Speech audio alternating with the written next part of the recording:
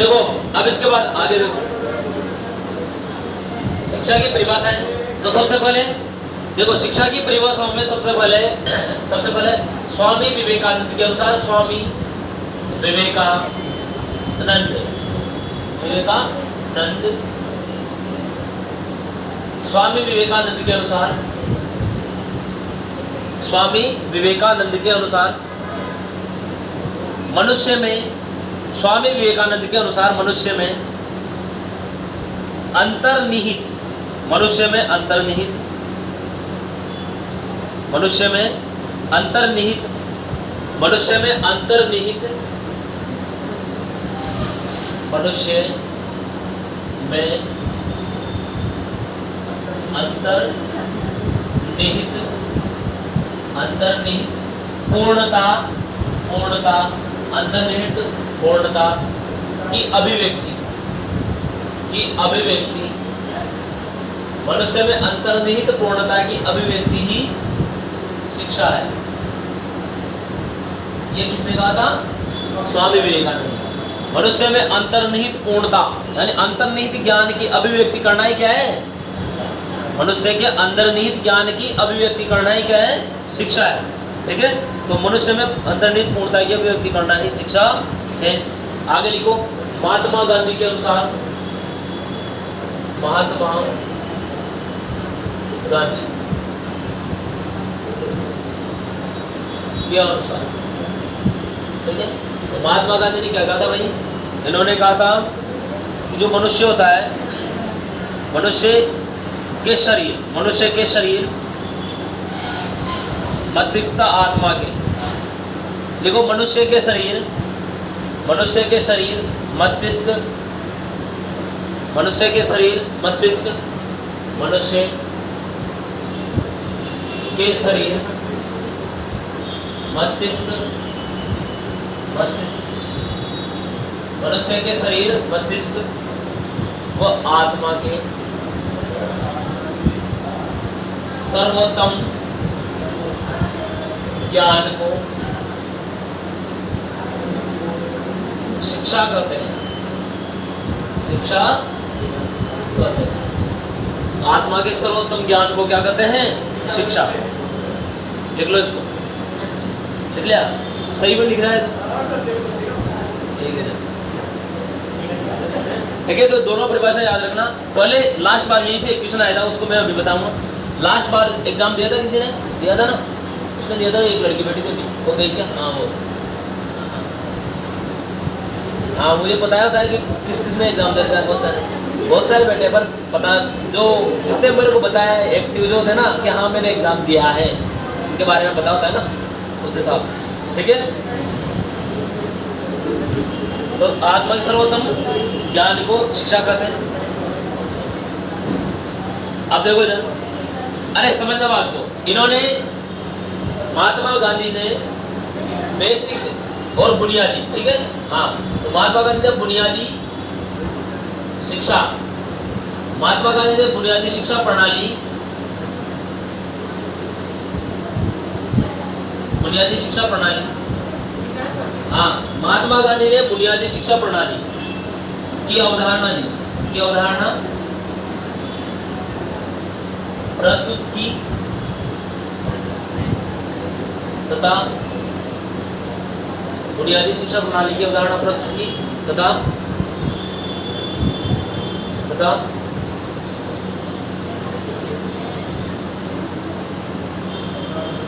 इस प्रणाली के आधार पर, इस प्रणाली के आधार पर बालकों को शिक्षा देने की बात है। ठीक है, बुनियादी शिक्षा प्रणाली एक क्वेश्चन आया था लास्ट बार, है ना, आया था ना। महात्मा गांधी ने किस शिक्षा प्रणाली को लागू किया? बुनियादी शिक्षा प्रणाली। देख लो पेपर हो तो किसी के पास लास्ट वाला।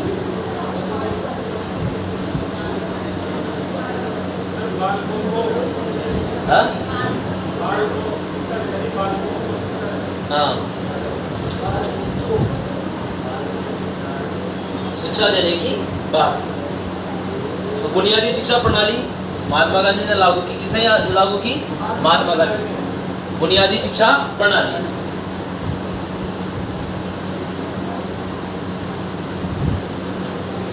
देखो, मनुष्य में अंतर्निहित पूर्णता की अभिव्यक्ति शिक्षा है। किसने कहा था? हाँ, किसने कहा था भाई? वेरी गुड, हाँ वेरी गुड। ऐसे आज तो आवाज होकर अंतर्निहित पूर्णता की अभिव्यक्ति क्या है? शिक्षा है। ये किसने कहा था? हाँ। और मनुष्य के शरीर, मस्तिष्क व आत्मा के सर्वोत्तम ज्ञान के कोई क्या कहते हैं? शिक्षा। ज्ञान कोई क्या कहते हैं? शिक्षा। ठीक है, ये किसने कहा था? महात्मा गांधी। अगर यहाँ यूं भी आ जाए ना कि सर्वोत्तम ज्ञान के विकास की प्रक्रिया, तो भी वही रहेगा के विकास की प्रक्रिया। हाँ, के विकास की प्रक्रिया, तो भी महात्मा गांधी की याद रखना। ठीक है, हाँ, सर्वोत्तम ज्ञान के विकास की प्रक्रिया भी महात्मा गांधी ने कहा है। किसको? कि मनुष्य के शरीर, मनुष्य का जो शरीर है, मनुष्य का मस्तिष्क है, और मनुष्य की क्या है? आत्मा। तो आत्मा के सर्वोत्तम ज्ञान को क्या कहते हैं? शिक्षा कहते हैं। बस उसके विकास की अभिव्यक्ति की जो प्रक्रिया है वही शिक्षा है। ठीक है, और इन्होंने बुनियादी शिक्षा प्रणाली की अवधारणा प्रस्तुत की थी। बुनियादी शिक्षा प्रणाली, ठीक है, तो बुनियादी शिक्षा प्रणाली। और बालकों को इस प्रणाली के आधार पर बालकों को शिक्षा देने की बात की। इस प्रणाली के आधार पर बालकों को क्या दो? शिक्षा दो। बुनियादी शिक्षा प्रणाली के आधार पर बालकों को सेल्फ डिपेंड बनाया जाता था, है ना? हाँ, खुद कार्य करने वाले, खुद पढ़ने वाले, इसके साथ ही खुद कार्य करके कार्य क्षेत्र में सिर्फ बालकों को कार्य क्षेत्र में, अपने कार्य क्षेत्र में कार्य कर खुद पढ़ना होता था। ठीक है, बता, हाँ, सेल्फ डिपेंड बनाने की प्रक्रिया भी थी इसके आधार पर। आगे लिखो, अब लिखो, ये हो गया। देखो, शिक्षा की परिभाषा कंप्लीट हो चुकी है अपने। शिक्षा वाला अपन ने शिक्षा की परिभाषा पढ़ ली है, पढ़ लिया कंप्लीट। अब इसके बाद अपन वापस से शिक्षण पे आते हैं, जहाँ अपन ने शिक्षण को छोड़ा था। ठीक है, हाँ, अब देखो शिक्षण पे आते हैं। तो शिक्षण में अपन ने सबसे पहले क्या पढ़े थे? पहले अब देखो शिक्षण के उद्देश्य प्रकार लिखेंगे अपन। शिक्षण के प्रकार, अब टॉपिक डालो, शिक्षण के प्रकार। शिक्षण के प्रकार, अब ये इंपॉर्टेंट है। यहाँ तक अपन ने सिर्फ इसके बारे में बेसिक चीजें पढ़ी है। अब थोड़ा समझने वाली पार्ट है, इसको समझना पड़ेगा अच्छे से।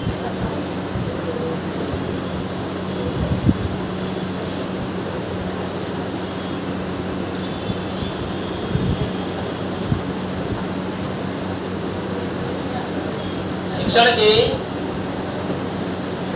प्रकार, शिक्षण के प्रकार।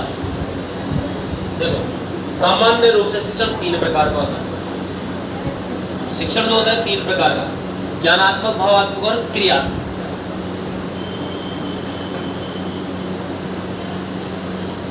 ज्ञानात्मक शिक्षण,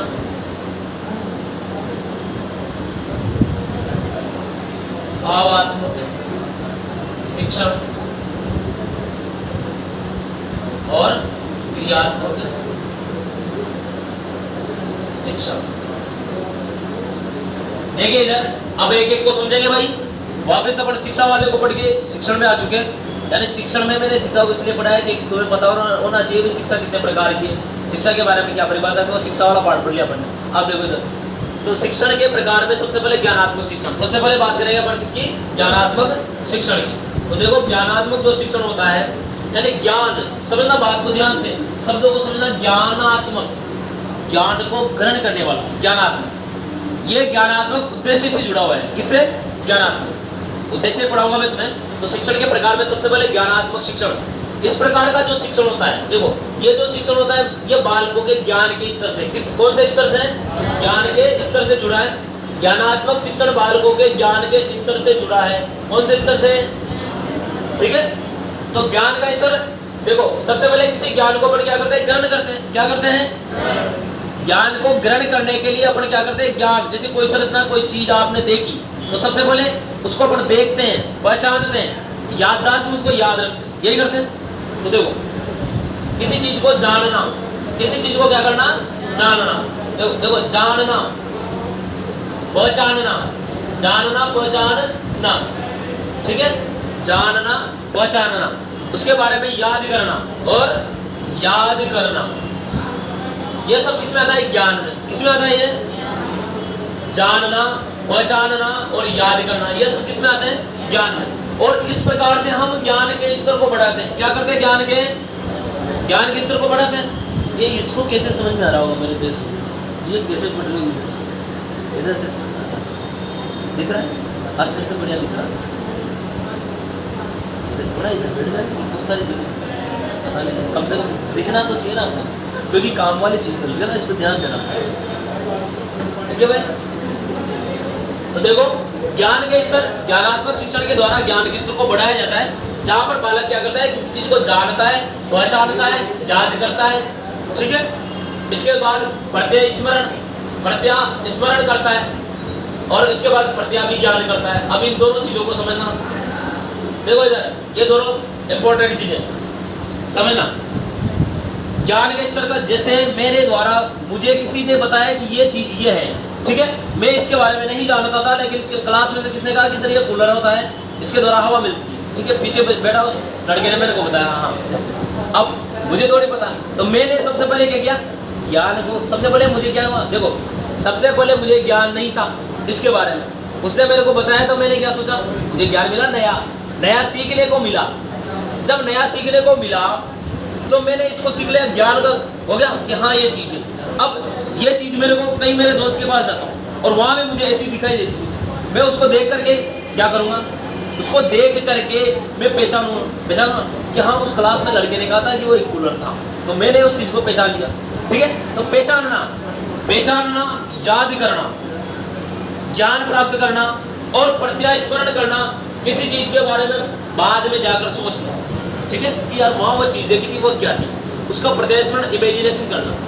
किसी चीज के बारे में हम सोचते, उसके बारे में कल्पनाएं करते, उसके बारे में उसकी छवि को सामने लाना, वो होता है प्रत्यास्मरण। और किसी चीज को देख करके ज्ञान याद आना, वो होता है प्रत्याभिज्ञान। ठीक है? तो जानना, पहचानना, याद करना, ये क्या है? ज्ञानात्मक शिक्षण में किसमें आता है भाई? हाँ, जैसे जान ले अपन, मैंने इस व्यक्ति को पहले देखा था, मैंने क्लास में देख के पहचान लिया ये व्यक्ति वहां का है। ठीक है? हाँ, ये लड़का वहां का है, ये बालक वहां का है। ठीक है? तो मैंने इसको देखते पहचान लिया कि ये मैंने वहां देखा था, ये वहां घूम रहा था, गार्डन में घूम रहा था किसी के साथ। ठीक है? नहीं मतलब, अरे वो बात नहीं है, अच्छा नहीं, मैं तो ऐसे उदाहरण दे रहा हूँ। ठीक है? हाँ, अपने दोस्त के बात नहीं। तो इस प्रकार से मैंने इसको जाना, पहचाना और याद कर लिया। ठीक है? समझ में आएगी बात? तो उसको अपन क्या करें? ज्ञानात्मक उद्देश्य। कौन सा उद्देश्य? अब देखो, इसी के बाद ये दोनों चीज भी समझने वाली है। इधर देखो, प्रत्यय स्मरण में क्या होता है? क्या हुआ? बात नहीं। देखो, प्रत्यय स्मरण का मतलब होता है किसी चीज के बारे में अपन उसको सोचते हुए याद करना, कल्पनाएं करते उसको याद करना। जैसे अपन किसी के बारे में अपन सोचते हैं कोई चीज, तो उसका चित्र हमारे सामने आ जाता है, सोचते हुए आता है ना, याद करते हुए उस चीज के बारे में याद आना, वो अपन को दृश्य नजर आ जाता है, वो नक्शा, तो होता है प्रत्यय स्मरण। लेकिन हम जब देख करके ही पता लगा कि ये वो है, तो वो क्या? उसके बारे में देख करके याद आना, वो होता है प्रत्याभिज्ञान। देखो, छोटे बच्चे ने कभी भी, यदि उसने कभी भी शेर को नहीं देखा हो, ठीक है, कभी भी उसने किसको नहीं देखा? शेर को, लेकिन उसको अपने किताबों में पढ़ाते हैं कि बेटा शेर होता है, शेर ये होता है, शेर वो होता है। ठीक है? बच्चे ने देख लिया, अब बच्चा कल्पना करता है कि शेर वहां होता है, तो कल्पना में सिर्फ उसके बाद क्या है? उसने देखा नहीं है, सिर्फ वो क्या कर रहा है? कल्पना कर रहा है। और कल्पना करना कि शेर जंगल में होता है, ये करता है, कैसे करता है, जीवों को मार देता है, ये करता है, तो कल्पना कर रहा है, वो क्या है? प्रत्यय स्मरण है। क्या है वो उसकी? लेकिन जब बच्चे को अपन कि चल मेरे साथ और चिड़ियाघर में ले जाओ वहाँ पर, और जाकर के अपन ने शेर को दिखा दिया वहाँ पर, ठीक है, तो बच्चा क्या करे कि इसको हमने किताब में देखा था या मेरी मैम ने पढ़ाया था, वहाँ इसके बारे में ये बताया था, तो उसको देख करके वो बता रहा है, वो है प्रत्याभिज्ञान। वो क्या है? आगे बात समझे? तो प्रत्यय स्मरण, प्रत्याभिज्ञान के बारे में समझ लेना चाहिए। ओके, तो ये इसका ज्ञानात्मक शिक्षण है। अब देखो भावात्मक, समझना, भावात्मक शिक्षण के बारे में दूसरा मैं लिखूंगा बाद में, अभी समझिए। भावात्मक शिक्षण, जहां पर व्यक्ति अपने ज्ञान को, ग्रहण किए गए ज्ञान के साथ अपने भावनात्मक रूप से जुड़ता है, अपने अंदर से, मन से जुड़ता है। देखो, किसी भी कार्य को करने के लिए अगर आपको कोई कार्य सिखाया जा रहा है, तो आप उसका ज्ञान ग्रहण करो। ज्ञान को ग्रहण करने के साथ में आप उसके साथ भावनात्मक रूप से जितना ज्यादा जुड़ोगे, वो चीज आपको उतनी ही अधिक अच्छे से समझ में आएगी, या आप उस कार्य को उतना अच्छा कर पाओगे। मन होना चाहिए कार्य करने का, कहते हैं ना, मन होना, यानी मन, यहाँ पर भाव, देखो शब्दों से समझा करो, भाव जो भाव होते हैं वही अपनी क्या है, फीलिंग होती है ना, हाँ फीलिंग। तो भाव ही क्या है, फीलिंग है, व्यक्ति की मन की फीलिंग। तो वो काम करने के साथ जुड़ती है, काम करने के साथ जुड़ती है। पढ़ने की भी होती है, देखो मन होता है, कहते पढ़ने का मन नहीं है, बहुत सारे कहते ना पढ़ने का मन नहीं है। तो पढ़ने का मन कब होता है, कब होता है, नहीं होता, सही बात, नहीं होता। लेकिन सुनो, जब हम धीरे धीरे पढ़ते ना चीज़ों को, जब आपको जिस सब्जेक्ट को पढ़ने में अच्छा लगने लगता है, अच्छा कब लगता है, हम उसको पढ़ते हैं, उसके ज्ञान को ग्रहण करते हैं। पता है सभी को, जब अपन हिस्ट्री पढ़ते हैं ना, हिस्ट्री में अपन को कहानी मिलती है बड़ी अच्छी वाली, हाँ वो बड़ी याद होती है सबको, होती है कहानी, बढ़िया राजा की कहानी हो, कोई भी ऐसी कहानी हो, उसमें इंटरेस्ट रहता है। क्यों? अब उस ज्ञान को ग्रहण करने के साथ आप क्या करते हो, मन से याद रखते हो उसी। कोई मूवी देखते ना, उसको भी याद कर लेते हैं लोग, है ना, उसमें ये से हुआ था, वैसे हुआ था, तो वो सब याद है, पढ़ते टाइम में क्यों नहीं है भाई। तो उसका मतलब ये है कि अपन ने जो ज्ञान को ग्रहण किया है, ज्ञान की संरचना को जो निर्माण किया है ना, वो यदि आप मन से कर रहे हो, कहाँ से, मन से, मन के साथ मन लगा करके, तो वो चीज़ आपकी ज़्यादा स्थायी होती है। क्या होती है, स्थायी। तो भावात्मक, जो भावात्मक शिक्षण होता है, वो शिक्षण वो है जहाँ पर ग्रहण किए गए ज्ञान को मन के साथ और अच्छे से समझा जाता है, उसके प्रति और अच्छी समझ बनाई जाती है, वो होता है भावात्मक शिक्षण। ठीक है, भावात्मक अंदर से मन के साथ। अब देखो क्रियात्मक, अब जब हम क्या कर लेते हैं, ज्ञान को सीख भी लेते हैं, मुझे सिखा दिया गया, ठीक है, मैंने सीख लिया, मुझे सिखाया गया तो मैंने सीख लिया, सीखने के बाद उसके साथ मैंने खुद ने मन से लगाया गया, नहीं मेरे को करना है। जो होता है ना, किसी कार्य को करने का एक जुनून होता है अपने आप में, तो उस कार्य को करने के लिए अपन को अंदर से मन से फीलिंग आएगी, नहीं मुझे अच्छे से करना है, तो वो भाव उत्पन्न हो गए। मन से क्या उत्पन्न है, भाव। ज्ञान का ग्रहण किए गए ज्ञान के साथ क्या जुड़ेगी, मेरी भावनाएं या मेरे भाव जुड़ चुके हैं। अब ग्रहण किए गए ज्ञान को अपने भावों के साथ जोड़ते मैं उसे क्या करता हूँ, कार्य रूप प्रदान करता हूँ। उसे क्या करता हूँ मैं, कार्य रूप, यानी कार्य में उसको कर लेता हूँ, कार्य में उपयोग करने लगता हूँ, वो होता है मेरा क्रियात्मक शिक्षण। वो क्या है, क्रियात्मक शिक्षण। देखो समझना, इधर बालक को आपने सबसे पहले क्या सिखाया, जैसे मान लो गिनती सिखा दी, उसको क्या सिखा दिया आपने, गिनती। समझना, एक छोटा सा उदाहरण, बालक ने गिनती सिखा दी, बालक को गिनती सिखाने के बाद में आप बालक से कहते हो कि बेटा गिनती बोलो, सिखाने के बाद तो वो कि सर मेरे को नहीं आती, जैसे एक आध बार बोलेगा, फिर उसको आप वापस से बोल के सुनाओगे, बार बार उसको अभ्यास करवाओगे।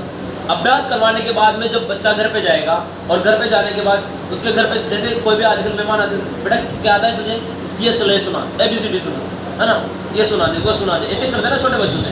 तो बच्चा उस टाइम क्या करता है, अपने इमेज करता है कि यार क्लास में मैंने क्या पढ़ा था, क्लास में क्या पढ़ा था, या मैम ने या सर ने, ज़्यादातर मैम ही सिखाती है छोटे बच्चों को ना, हाँ, तो मेरी मैम ने मुझे गिनती सिखाई थी, हाँ, और ऐसे सिखाया था, जैसे आप बोल रहे हो वैसे नहीं, मुझे सिखाया था 1 2 3 4 5, है ना, इंग्लिश मीडियम में जाता होगा, है ना, और मैडम बड़े प्यार से सिखाती है, बेटा 1 2 ऐसे करके, तो बच्चा सीखता है। तो देखो वो जो सीखता है, तो उसने उस चीज़ को क्या किया, इमेज किया, और उसने वहाँ से उस चीज़ के बारे में आपको बताया, तो वो प्रत्यय स्मरण करके ज्ञान को आपके साथ प्रकट कर रहा है। यदि आप उसी चीज़ को लिख देते हो कि बेटा मैंने क्या लिखा है, जैसे मैंने लिख दिया कि ये होता है, ये बी है, तो बेटा कहता, बच्चा क्या कहेगा, ये तो बी बोल रहा है, ठीक है, क्या है, वही कहेगा ना देख करके।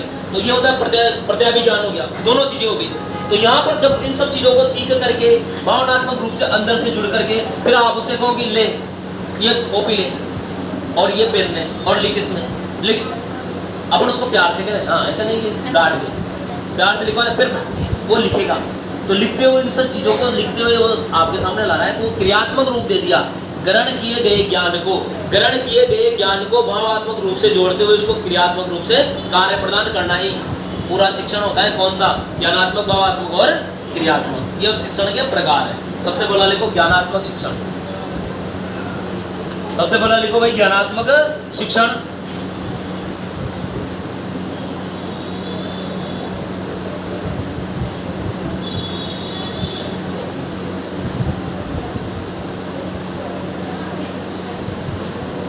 देखो ज्ञानात्मक शिक्षण में लिखना, इस प्रकार के शिक्षण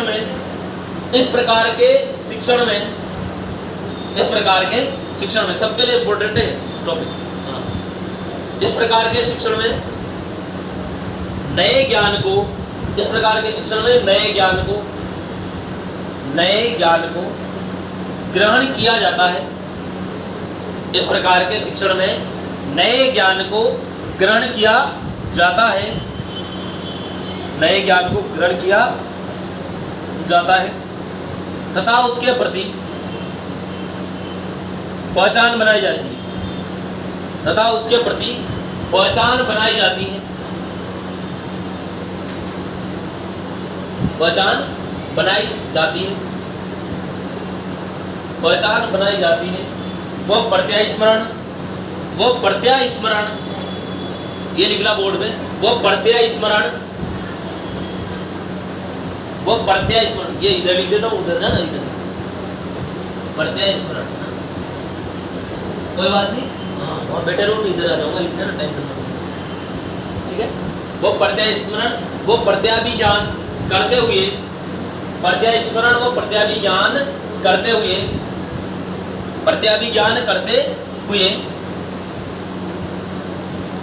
प्रत्यय स्मरण उसके प्रति बना पहचान बनाई जाती है। फिर अगले लाइन में इससे उसमें लिख लो, नए उस ज्ञान के प्रति प्रत्यय स्मरण वो प्रत्याभिज्ञान करते हुए, लिख ले आता है, लिख ले रहे, प्रत्यय स्मरण और प्रत्याभिज्ञान करते हुए ज्ञान की संरचना का, ज्ञान की संरचना का, ज्ञान की लिख लिया पीछे, ज्ञान की संरचना का निर्माण किया जाता है, ज्ञान की संरचना का निर्माण किया जाता है, निर्माण किया जाता है। इस प्रकार के शिक्षण को ज्ञानात्मक शिक्षण कहते हैं। इस प्रकार का शिक्षण ज्ञानात्मक शिक्षण कहलाता है। इस प्रकार का शिक्षण ज्ञानात्मक शिक्षण कहलाता है, ठीक है। इस प्रकार का शिक्षण कौन सा? ज्ञानात्मक। देखिए अब एक नीचे की लाइन लिखना, एरो लगा के एक लाइन और लिखो, लिखो भाई अगली लाइन में, हाँ हटी है ना, लिखो ज्ञानात्मक शिक्षण में, ज्ञानात्मक शिक्षण में, ज्ञानात्मक शिक्षण में पहचान बनाना, पहचान बनाना, याद करना, पहचान बनाना, याद करना, पहचान बनाना, याद करना, नए ज्ञान को प्राप्त करना, नए ज्ञान को प्राप्त करना,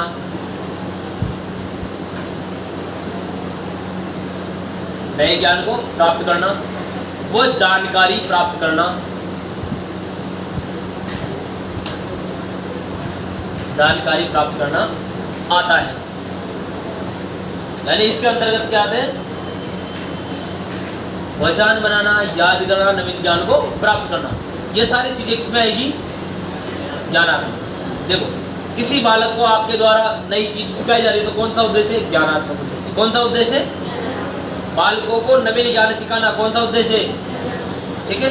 अब लिखो भावात्मक उद्देश्य, भावात्मक शिक्षण, भावात्मक शिक्षण, भावात्मक शिक्षण। दूसरा लिखो भावात्मक शिक्षण, लिखो इसमें इस प्रकार के शिक्षण में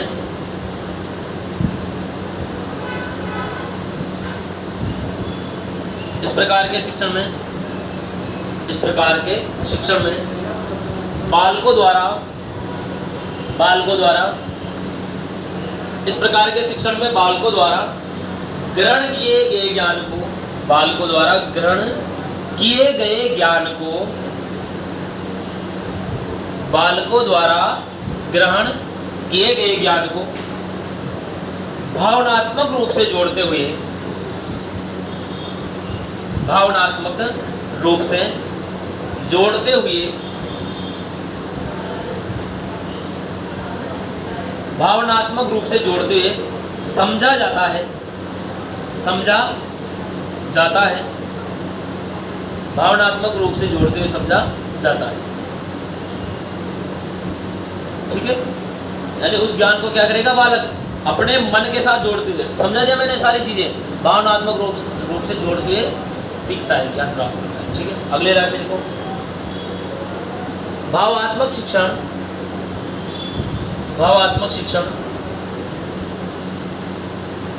अध्यापक व बालकों, भावात्मक शिक्षण अध्यापक व बालकों, भावात्मक शिक्षण अध्यापक व बालकों के आपसी आपसी आपसी अच्छे संबंधों पर, आपसी अच्छे संबंधों पर आधारित होता है, अच्छे संबंधों पर आधारित होता है, जो जो विषय वस्तु को, जो विषय वस्तु को, जो विषय वस्तु को बालकों की, जो विषय वस्तु को बालकों की भावनाओं के साथ जोड़कर, जो विषय वस्तु को बालकों की भावनाओं के साथ जोड़कर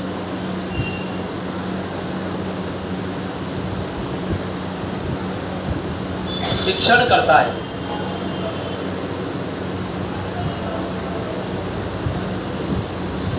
अध्यापक करता है शिक्षण, कौन करता है? शिक्षण, बालकों की भावनाओं के साथ, ठीक है, जुड़कर, ठीक है ना। अब लिखो अगला क्रियात्मक शिक्षण, क्रियात्मक शिक्षण,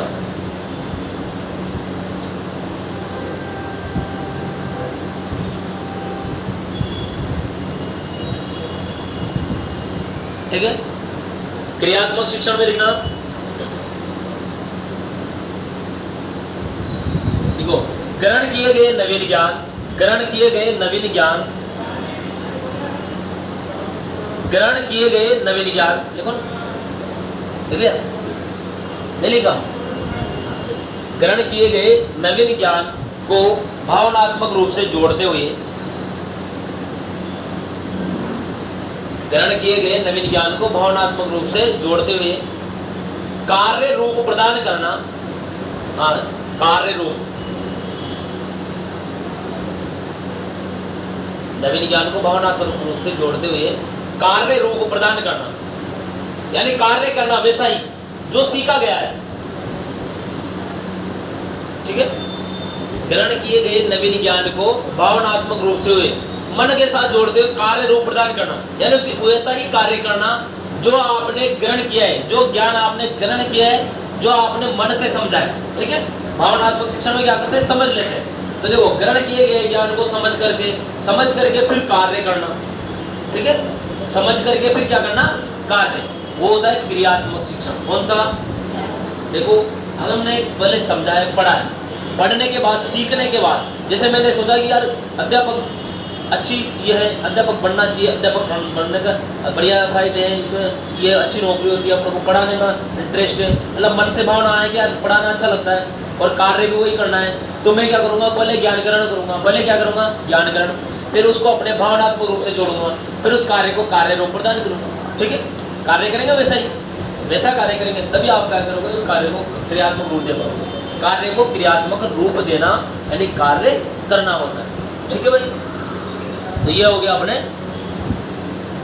शिक्षण के प्रकार, ठीक है। अब इसके बाद देखो, अगली लाइन में लिखना एरो लगा के, शिक्षण के, ये कंप्लीट हो चुके अपने ना, कार्य रूप प्रदान करना ये हो गया। इसके नीचे एक लाइन और लिख लो, चलो उसी में एक लाइन और लिख लेना, उसी में एक लाइन और लिख लो।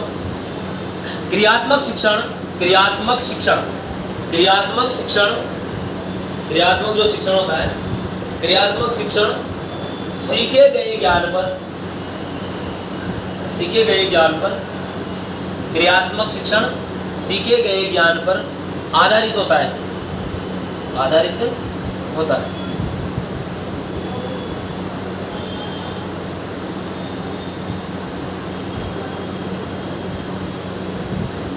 ठीक है, चलो आगे।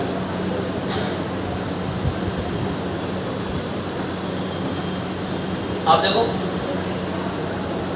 शिक्षण, शिक्षण के 3 ध्रुव होते हैं, 3 ध्रुव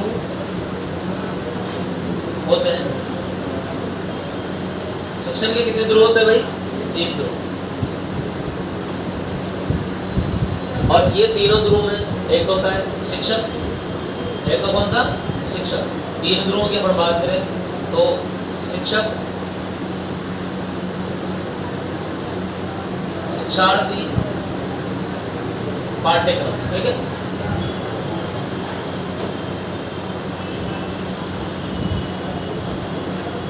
इस प्रकार से जोन डिवीजन में बताया जाए सबको त्रिभुज, जिसमें शिक्षक होता है पहला ध्रुव शिक्षक, दूसरा शिक्षार्थी और तीसरा जो होता है पाठ्यक्रम। पाठ्यक्रम, शिक्षक, शिक्षार्थी और पाठ्यक्रम।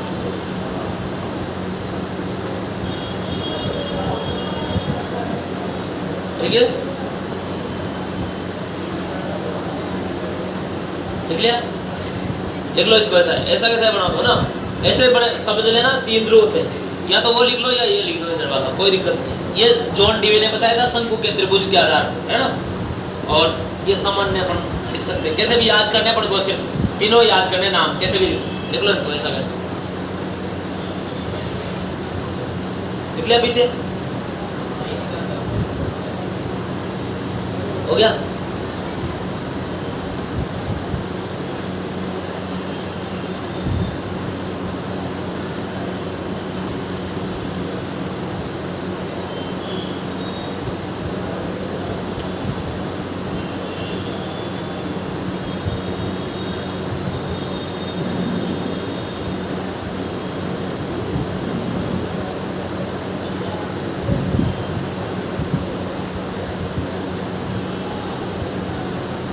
लिखा सबने? चलो आगे देखना, एक चीज और देखो।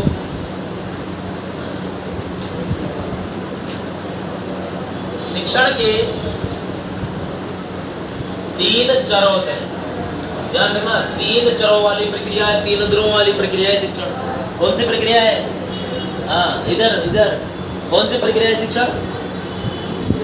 हाँ, इधर दिखी नहीं रहा है ना, अब इधर आके कहना पड़ता है यूं करके, है ना, इसलिए इधर ध्यान रखा करो। ठीक है, कोई बात नहीं। शिक्षण के तीन चर होते हैं। कितने चर होते हैं भाई? तीन चर। समझना बात। शिक्षण के तीन चरों की अपन बात करें तो इसमें तीनों चरों में एक तो होता है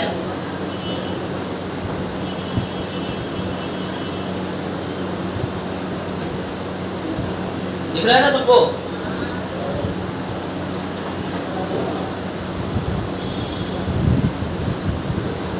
ठीक है, पहला होता है भाई स्वतंत्र चर। स्वतंत्र चर, और स्वतंत्र चर जो होता है वो कौन होता है? कौन होता है स्वतंत्र चर? स्वतंत्र चर की अपन बात करें तो स्वतंत्र चर यहाँ पर होता है शिक्षक। कौन होता है? शिक्षक। ठीक है, स्वतंत्र चर कौन है? शिक्षक। दूसरी की बात करें पर दूसरा जो है वह है आश्रित चर। कौन सा? आश्रित चर। ठीक है, आश्रित चर। आश्रित चर जो होता है वो कौन होता है भाई? कौन होता है? शिक्षार्थी। शिक्षार्थी। ठीक है, शिक्षार्थी। और इसके बाद में अगला जो होता है वो कौन होता है? कौन होता है? मध्यस्थ चर। कौन सा? मध्यस्थ चर। और ये कौन होता है? कौन हो जाएगा? पाठ्यक्रम। ठीक है, तो ये पाठ्यक्रम और ये होता है मध्यस्थ चर। ठीक है, लिख लो।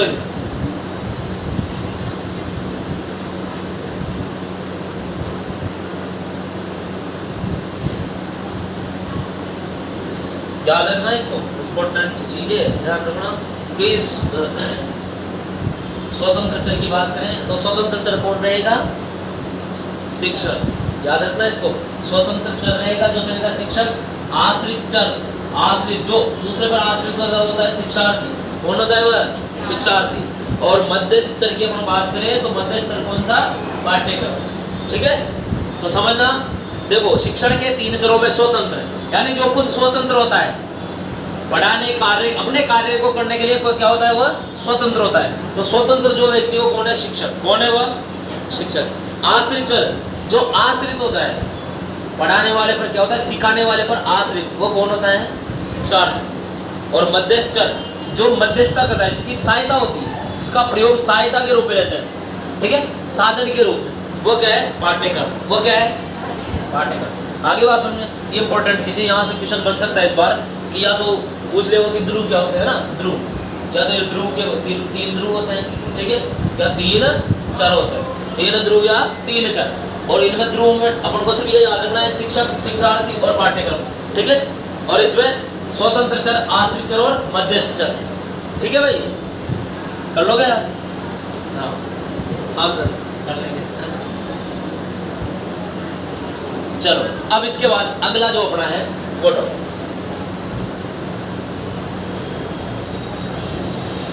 शिक्षण के उद्देश्य।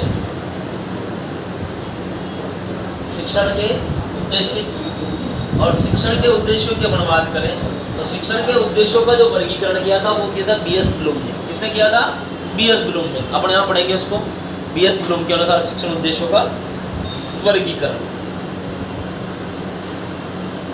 ठीक है। तो शिक्षण के उद्देश्य, और हम पढ़ रहे हैं बी.एस. ब्लूम के अनुसार, बी.एस. ब्लूम के अनुसार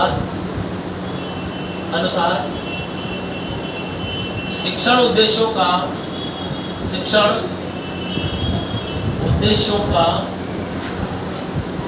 वर्गीकरण, शिक्षण उद्देश्यों का वर्गीकरण निम्नलिखित प्रकार से किया गया, निम्नलिखित प्रकार से किया गया, ठीक है। ये था बी.एस. ब्लूम के अनुसार, बी.एस. ब्लूम के अनुसार, बी.एस. ब्लूम के अनुसार।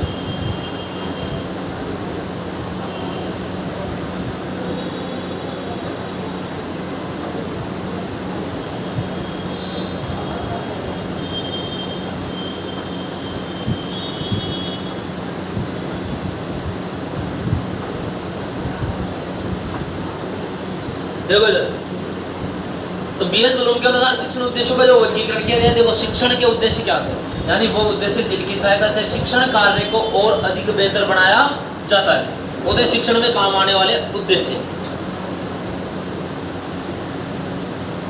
तो इसमें सबसे पहला सबसे पहला था ज्ञानात्मक उद्देश्य, ज्ञान,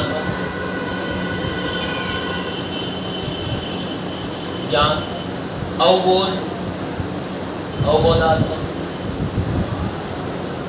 तीसरा है ज्ञानोपयोग।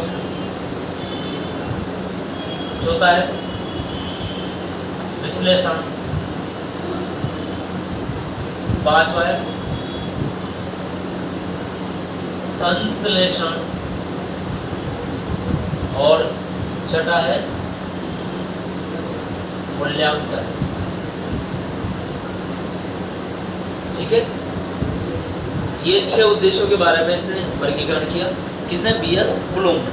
अब एक एक को पढ़ समझेंगे, है ना, लिख लो पहले सभी के बारे में, पहले सभी को एक साथ लिखें। ज्ञान, अवबोध, ज्ञानोपयोग, विश्लेषण, संश्लेषण और मूल्यांकन।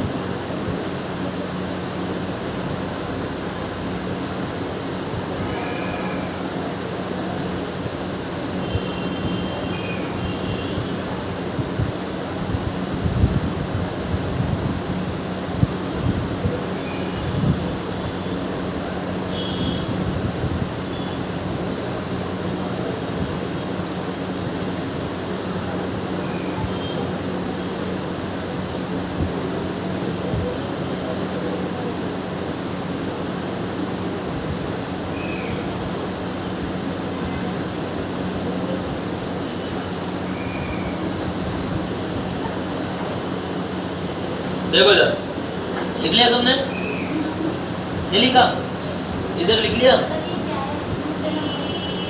दूसरा है अवबोध, अवबोधात्मक, ठीक है, लिख लिया, पीछे तक लिख लिया सबने। चलो अब समझेंगे, आपको भी एक्साइट कर दो। चलो देखो, बीएस ब्लूम ने शिक्षण उद्देश्यों का वर्गीकरण किया। तो सबसे पहले ज्ञानात्मक, कौन सा उद्देश्य की बात करेंगे भाई अपन? ज्ञानात्मक। ध्यान रखना, ज्ञानात्मक उद्देश्य ज्ञानात्मक शिक्षण से जुड़ा है। किससे? यहाँ उस चीज को वहीं से समझेंगे अपन वापस कि ज्ञानात्मक जो उद्देश्य होता है वो कौन से शिक्षण से जुड़ा है? ज्ञानात्मक शिक्षण से। और ज्ञानात्मक शिक्षण में अपन ने क्या बात करी थी? क्या बताया था? बताया था ना कुछ? क्या बताया था ज्ञानात्मक शिक्षण में? Very good. लड़के, मुझे पता है लड़के बिल्कुल एकदम 100% अच्छे से पढ़ते हैं ना। Very good, thank. लड़कियां भी और बढ़िया पढ़ती है ना, ठीक है। चलो अब देखो जरा, ज्ञानात्मक शिक्षण, समझना बात को। ज्ञानात्मक शिक्षण व्यक्ति की ज्ञान की संरचना से संबंधित है। कौन से किससे संबंधित है? हाँ, तो देखो ज्ञानात्मक शिक्षण में जहां व्यक्ति जानता है किसी चीज के बारे में, क्या करना है? जानना। फिर उसके बाद पहचान बनाना और पहचान बनाना, पहचानना, जानना, पहचानना, ठीक है। नए ज्ञान को ग्रहण करना, नवीन ज्ञान को ग्रहण करना। तो जानना, पहचानना, नवीन ज्ञान को ग्रहण करना। समझना बात को। सबसे पहले ज्ञान को ग्रहण किया जाता है। कोई भी चीज, बालक जो होते हैं ना, छोटे बालक बिल्कुल कोरिसलेट के समान होते हैं। कोरिसलेट मतलब जहां पर जो आप लिखना चाहोगे वो अंकित हो जाएगा, जो आप लिखना चाहोगे वो लिख सकते हो। बालक एकदम कोरिसलेट होते हैं, जिन पर जो जैसा हम उन पर जैसा उनको सिखाएंगे, बालक वैसा ही क्या करेंगे? सीखेंगे। कोरिसलेट जहां पर जिसमें आप जो लिखना चाहोगे, इसी प्रकार बालक को जो सिखाना चाहोगे बालक वैसा ही सीखेगा, ठीक है। हम बालक को जैसा सिखाएंगे बालक वैसा ही सीखेगा। क्यों सीखता है भाई? क्योंकि वहां पर बालक के वातावरण, माहौल, पर्यावरण सभी का फर्क पड़ता है। जिसमें वो रहता है उस चीज का फर्क पड़ता है, सीखने और सिखाने की प्रक्रिया। तो देखो, ज्ञानात्मक जो शिक्षण होता है, ज्ञानात्मक जो उद्देश्य होता है, ज्ञानात्मक उद्देश्य ज्ञानात्मक शिक्षण से जुड़ा हो रहता है, जहां पर व्यक्ति के द्वारा जानना, पहचानना, नवीन ज्ञान प्राप्त करना, ठीक है। नवीन ज्ञान के बारे में जानना, पहचानना, उसको प्राप्त करना, प्रत्यय स्मरण करना, याददाश्त में रखना, याददाश्त में भी रखना होता है, ठीक है। तो याददाश्त में रखना, ये सब किसमें आते हैं? ज्ञानात्मक। किसमें आते हैं? ध्यान रखना, ज्ञानात्मक उद्देश्य में नवीन ज्ञान को ग्रहण किया जाता है, जाना पहचाना जाता है, और उसके बारे में प्रत्यय स्मरण, प्रत्याभिज्ञान भी किया जाता है। अब इसके बाद देखो, अवबोधात्मक। अगला है अवबोधात्मक। समझना, अवबोध मतलब, अरे अवबोध का मतलब क्या होता है? अवबोध, अवबोध का अर्थ क्या होता है भाई? बताओ, बताए किसी को? समझा, अवबोध का मतलब होता है समझ बनाना। क्या बनाना? समझ। अवबोध का मतलब समझ लेना। और समझ कब होती है? जब हम उस चीज को बहुत अच्छे से समझ लेते हैं, याद कर लेते हैं, ज्ञान की संरचना का उच्चतम। तो देखो, अवबोध जो उद्देश्य अवबोधात्मक, ये ज्ञान की संरचना का उच्चतम स्तर है। ज्ञान की संरचना का उच्चतम स्तर, ज्ञान की संरचना का उच्चतम स्तर, या वो लेवल जहां पर जानना पहचानने के साथ साथ उसे हम कंप्लीट अच्छे से समझ लेते हैं। बोले अपन जानते हैं ना किसी के बारे में, हाँ बोले जानते हैं, फिर उस धीरे धीरे धीरे उसके बारे में बहुत अच्छे से समझ लेते हैं। वो होता है, किसी चीज को अपन पहले पढ़ते हैं, पढ़ते हैं, ज्ञान ग्रहण किया, याद करते हैं, ज्ञान ग्रहण करेंगे, याद करने पर चीजें भूल भी जाते हैं, कभी कभी भूल जाते हैं, बार बार रिवाइज करते तो याद आ जाती है। जब यदि अपन उसको रिवाइज नहीं करेंगे तो क्या होगा? उसका विलोपन हो जाएगा। अरे याद नहीं करने पर वो चीजें भूल जाते हैं। जिसको बार बार पढ़ते, याद करते रहते, क्या करते रहते, जिसका रिवाइज जितना अच्छे से करेंगे वो चीज उतनी ही क्या होगी? अच्छे से समझ में आएगी। वो चीज उतनी अच्छे से क्या जाएगी? समझ में। और वो जितना अच्छे से समझ में आएगी उसके प्रति अपने ज्ञान की संरचना भी क्या हो जाएगी? बढ़ जाएगी। अरे ज्ञान उतना ही क्या होगा? अधिक हो जाएगा लेवल ज्ञान का, और उच्च लेवल हो जाएगा ना उसके प्रति। तो होता है अवबोध। तो ज्ञान की संरचना का उच्चतम स्तर, जहाँ पर व्यक्ति और बालक के द्वारा उसके प्रति समझ बना ली जाती है। क्या बना ली जाती है? समझ। यानी ज्ञान की संरचना का वो उच्चतम स्तर जहाँ पर ज्ञान के प्रति अपनी समझ बना ली जाती है, समझ को डेवलप कर लिया जाता है, वो होता है अवबोध। वो क्या होता है भाई? अवबोध। अवबोध में क्या होता है? देखो, अवबोध में जैसे अपन किसी चीज में अंतर करना, ठीक है, और त्रुटि देखना।